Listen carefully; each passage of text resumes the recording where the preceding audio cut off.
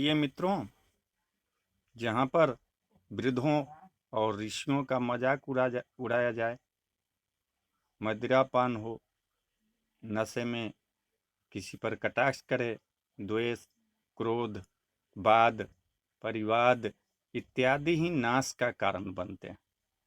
महाभारत के युद्ध में जीत के बाद यदुवंशियों में अहंकार हो गया था। अहंकार से काम, क्रोध, लोभ यानी असहनशीलता और असुर वृत्ति उत्पन्न हुई और ये मदिरापान और विलासिता में लिप्त हो गए, जिसका परिणाम था विनाश।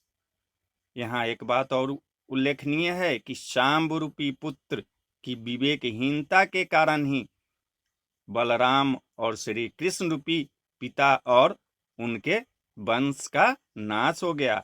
अतः हमें प्रत्येक मनुष्य को असुरी प्रवृत्ति से बचना चाहिए। तो आइए, कृष्ण के पुत्र शांब के कारण ही पूरा यदुवंशी का नाश हो गया। इसकी कथा हम आपको कहते हैं कि शांब कृष्ण और उनकी दूसरी पत्नी जामवंती के ज्येष्ठ पुत्र थे, जिसका विवाह दुर्योधन की पुत्री लक्ष्मणा से हुआ था। जब महाभारत का युद्ध समाप्त हुआ तो गांधारी ने कृष्ण को इसका दोषी मानते हुए यदुकुल के नाश का श्राप दे दिया, जिसे कृष्ण ने सहर्ष स्वीकार कर लिया। हालांकि किसी ने उस समय ये नहीं सोचा था कि कृष्ण के कुल का नाश जो है उनके अपने पुत्र शांब के कारण होगा। महाभारत को समाप्त हुए 36 वर्ष बीत चुके थे। एक बार महर्षि दुर्वासा एवं अन्य ऋषि द्वारका पधारे। ऋषियों का इतना बड़ा झुंड देखकर शांब और उनके मित्रों ने उनसे ठिठोली करने की सोची। उन्होंने शांब को एक स्त्री रूप में सजाया और उसका मुंह ढककर महर्षि दुर्वासा के पास ले गए और उन्होंने महर्षि को प्रणाम कर उनसे कहा कि हे महर्षि, हमारी ये सखी जो है गर्भवती है। आप तो सर्वज्ञानी हैं, अतः भविष्यवाणी करके बताइए कि इसे प्रसव में पुत्र होगा या पुत्री। इस प्रकार के परिहास से सभी ऋषि बड़े दुखी हो गए, किंतु इसे बालकों का बचपना समझकर उन्होंने कुछ नहीं कहा। किंतु महर्षि दुर्वासा अपने क्रोध पर नियंत्रण न रख पाए। श्राप तो वैसे भी उनके जीहा के नोक पर रखा रहता था। उन्होंने क्रोधित हुए कहा, रे मूर्ख, तू हमसे ठिठोली करता है। जा, तेरी सखी के गर्भ से एक मूसल का प्रसव होगा और उसी मूसल से समस्त यदुकुल जो है नाश हो जाएगा।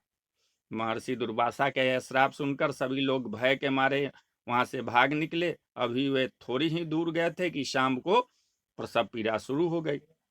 उसने वही मार्ग में एक विशाल मूसल को उत्पन्न किया। सभी अत्यंत भयभीत होकर उस मूसल को लेकर श्री कृष्ण के पास पहुंचे और उन्हें सारी घटना जो है उस सत्य सत्य बता दी। जब कृष्ण और बलराम ने ऐसा सुना तो अत्यंत दुखी हुए। कृष्ण समझ गए कि यदुकुल के नाश और उनके और बलराम के निर्वाण का समय आ गया है।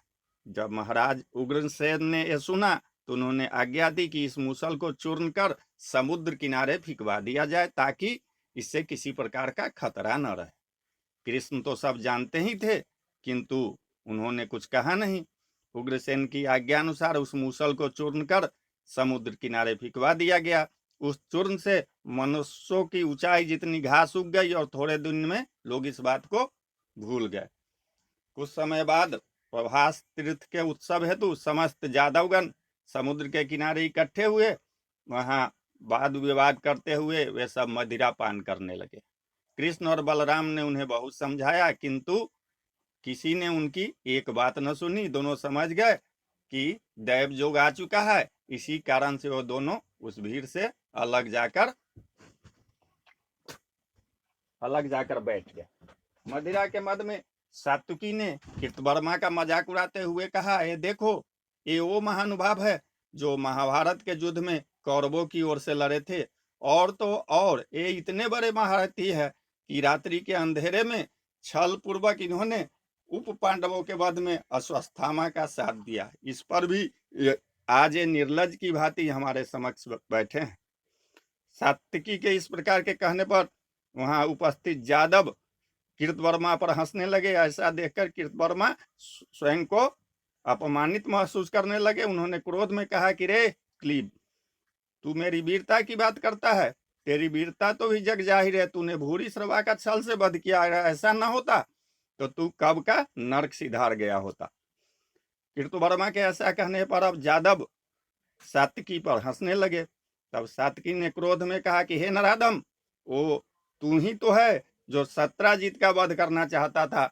ये सुनकर कि कृतवर्मा उनके पिता का वध करना चाहता था, सत्यभामा रोते रोते कृष्ण के पास पहुंची।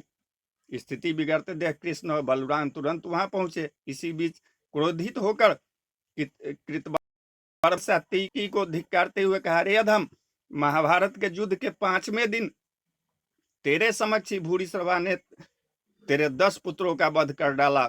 जो अपने पुत्रों की रक्षा न कर सका वो वीरता की बात किस प्रकार करता है।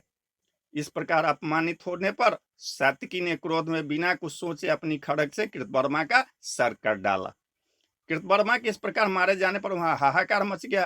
तुरंत ही वहां के सभी यादव कृतवर्मा और सात्विकी 2 गुटों में बट गए। कृतवर्मा की हत्या पर भोजराज और अंधक कुल के राजा ने सात्विकी पर आक्रमण कर दिया। ऐसा देखकर कृष्ण के पुत्र प्रद्युम्न उन्हें बचाने युद्ध में कूद पड़े। बात ही बात में कृष्ण और बलराम के समक्ष वहां यादवों के बीच भयानक युद्ध छिड़ गया। किसी के पास अस्त्र तो थे नहीं।